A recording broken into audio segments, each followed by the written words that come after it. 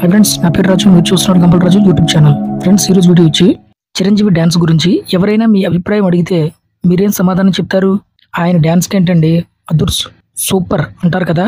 స్వయంగా చిరంజీవి తన డ్యాన్స్ గురించి అడిగితే మీరే కాదు ఎవరైనా సరే చాలా బాగా చేశారు అని కితాబిస్తారు. కానీ ఒక్క వ్యక్తి మాత్రం అలా అనలేదు. ఆయన అలా అనకపోవడం వల్లే చిరంజీవి గారు డ్యాన్సుల్లో కొత్త వరవడి సృష్టించారు. ఎంతో మందికి ఆరాధ్యుడిగా మారారు. మరి చిరంజీవి డ్యాన్స్ని విమర్శించింది ఎవరు, ఎందుకలా అన్నారు తెలుసుకుందామా? అవి చిరంజీవి సినీ కెరీర్ను ప్రారంభించిన రోజులు. ఆయన కథానాయకుడిగా నటించిన 5వ సినిమానో 6వ సినిమానో చిత్రీకరణ జరుగుతుంది. ఓ పాటకే తనదైన స్టైల్లో స్టెప్పులు వేశారు చిరంజీవి గారు. ఆ డాన్స్ను చూసి అక్కడున్న వారంతా క్లాప్స్ కొట్టారు. అదే సమయంలో చిత్రానికి మేనేజర్గా పనిచేసిన వెంకన్న బాబు చిరంజీవి గారిని తదేకంగా చూస్తూ ఉన్నారు.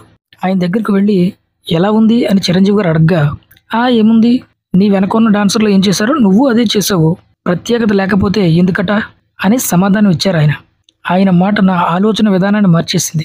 డాన్స్ మాస్టర్లు చెప్పింది చేయడమే కాదు, దానికి అదనంగా ఇంకేదో చెయ్యాలని ఆ క్షణమే అనిపించిందట మెగాస్టార్ చిరంజీవి గారికి. అప్పుడే పాటను ఆస్వాదిస్తూ డాన్స్ చేయడం అలవాటు చేసుకున్నారట. ఓ సందర్భంలో గుర్తు చేసుకున్నారు మన మెగాస్టార్ చిరంజీవి గారు. అలా సద్విమర్శను స్వీకరించి డాన్సులకు సంబంధించి తెలుగు తెరపై నూతన అధ్యయనానికి శ్రీకారం చుట్టారు మన మెగాస్టార్. బీట్ ఏదైనా తనదైన మార్కు వేశారు. సినీ ప్రేక్షకుల్ని ఉర్రూ తొలగించారు. డాన్స్లో నెంబర్ 1 హీరోగా నిలిచారు.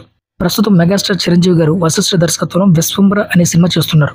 అలాగే అనిల్ రావుపూడి దర్శకత్వంలో మన శంకర్ వరప్రసాద్ గారు చిత్రాల్లో కూడా నటిస్తున్నారు. ఈ చిత్రం సంక్రాంతి కానుకగా విడుదల కానుంది. వీటి తర్వాత బాబీ, శ్రీకాంత్ ఓడల దర్శకత్వంలో చిరంజీవి గారు సినిమాలు చేయాల్సి ఉంది. ఇప్పటికే కథా చర్చలు కూడా పూర్తయ్యాయి.